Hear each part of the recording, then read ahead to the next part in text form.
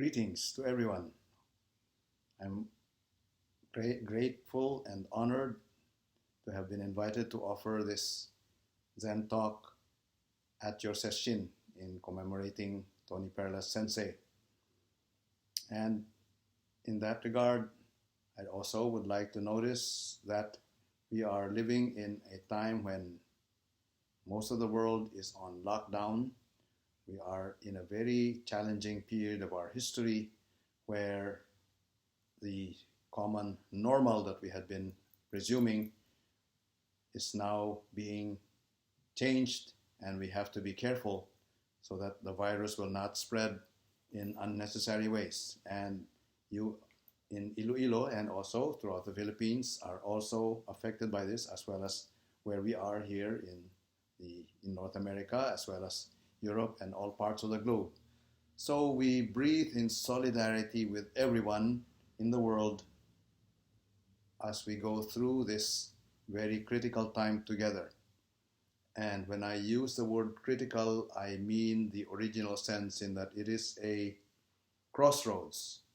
It comes from the Greek word krinein, which means to cut in two. So we will be either heading the way of destruction or heading to a new horizon in our human history. And our hope as spiritual practitioners, specifically as Zen practitioners, is that we can be agents in the transformation of the world toward that new horizon wherein we will be able to live recognizing our bondedness together as a human community, bonding with the earth and bonding with all living beings, celebrating our life together, instead of a system whereby a few are benefiting and so many are being deprived of the basic rights of being human and are now consigned to disease and hunger and death. So now how can we let our practice give us the empowerment and the vision to live these times toward a new earth, toward a new world? We are commemorating Tony Sensei in this session, but I also would like to note that today, as I offer this talk, it is Ascension Day, Ascension Thursday. And this is, of course, a weekend whereby in many churches throughout the world, Ascension is celebrated on Sunday. So we are part of that few days in which we celebrate what Christians acknowledge as the crowning glory of the life of Jesus Christ, namely after his passion and death and resurrection. Now after 40 days, he is ascended into heaven and now sits at the right hand of God the Father, the mother of us all. Now those are all images, symbolic images, and not to be taken literally, but it means something that invites us to a world that is beyond time and space, beyond these restrictions that we live with in our normal day-to-day life, within these restrictions of our biological life. So what does that mean in terms of, or rather in the light of the restrictions that we're facing as a human community? Those are the two poles that I would like to address in this talk commemorating Tony Perlas Sensei. And as a way of launching this talk, I would like to read an excerpt from Tony's own account of his awakening experience as a starting point for us to consider how we may be able to allow this practice to open a new horizon in our hearts. I noted in the excerpt that Elda Sensei sent me that Tony Perlas describes this experience that I'm about to read to you from his own account happened on Good Friday. It was April 17 of that year. And so let me read to you what he wrote as our starting point for this Zen talk. Tony Perlas writes, this was the Holy Week of 1981.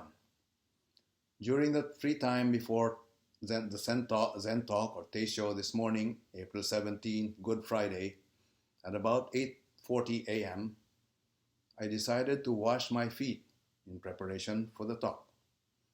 As I washed my feet and concentrated on the movements involved in the washing, I asked the question, "Who's washing?" in half-conscious and half-aware manner. The question was taken from Basho's sermon, which Sister Elaine asked me to read during the last session. By the way, before offering this talk, I called Sister Elaine in Canada and greeted her, and I told her that I was going to offer a talk to all of you at the Philippine Sangha, especially those in the Iloilo community and other communities in Manila and other places.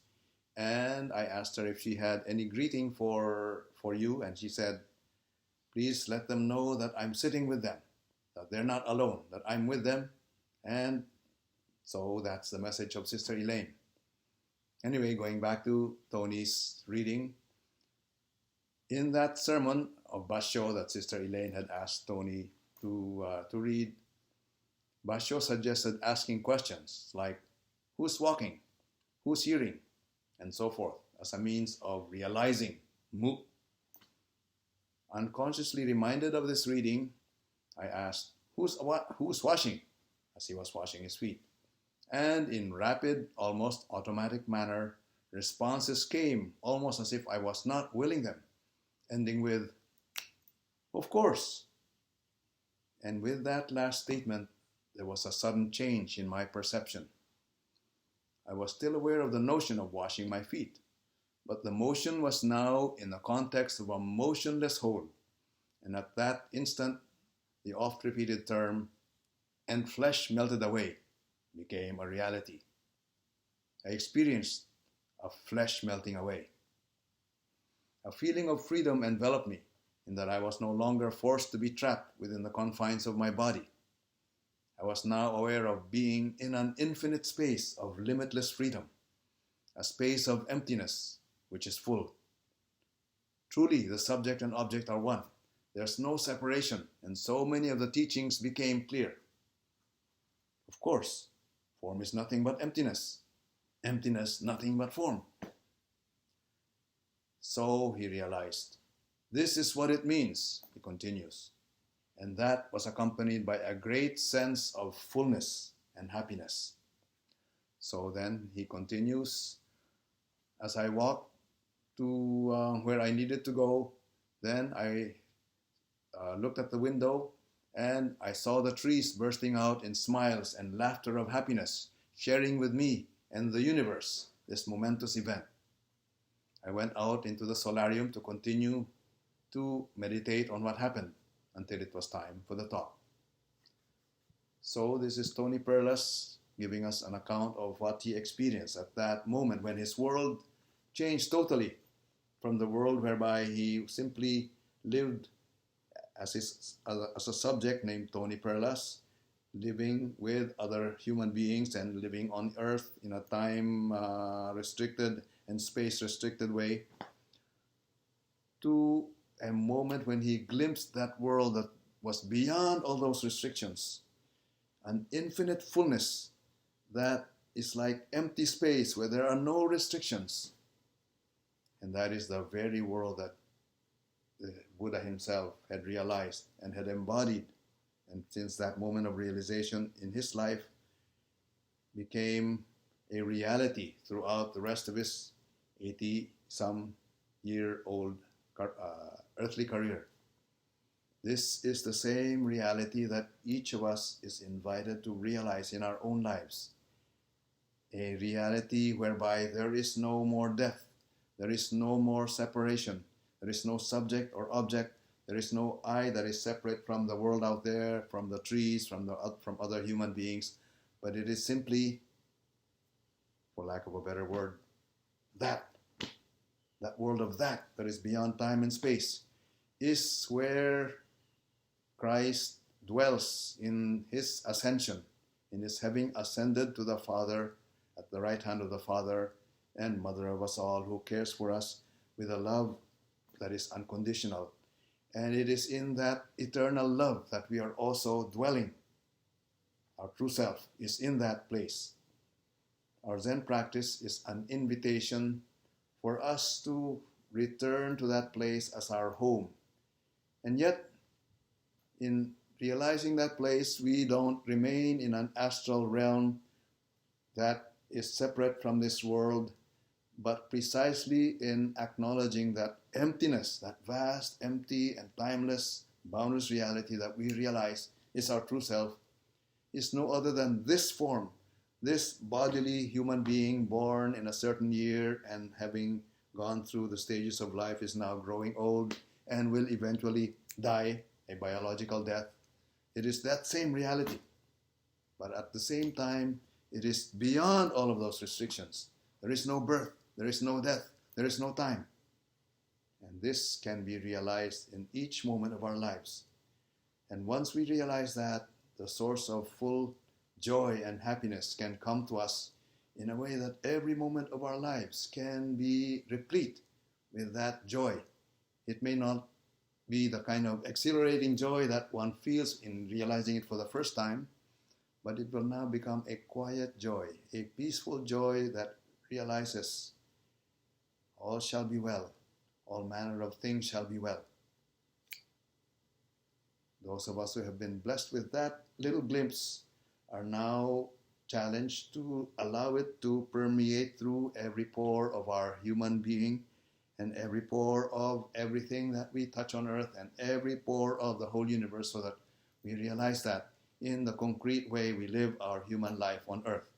And as we do so, we will realize that our life is no longer something we live for our own sake, but now we see it as a gift that we are called to offer to the rest of the universe, to the rest of the community of sentient beings still caught in that trap of the delusion between self and other, the delusion between separation, that delusion of separation that we are all caught in, and help others in seeing through that delusion and alleviate the pain and suffering that we all are bearing because of this delusion, and also to live in compassion with everyone as we all go together through these bodily events that are part of our human condition. And yet we know as we go through this that Good Friday has the flip side, that is Easter, and that Easter also is the realization of the Ascension, which is what we are celebrating this weekend. May you all have a fruitful session, and may you come to that point of stillness that will enable you to come home to that place that is boundless and that you will recognize as your true self, and allow that to empower you to live the rest of your life as a gift in compassion to all the earth.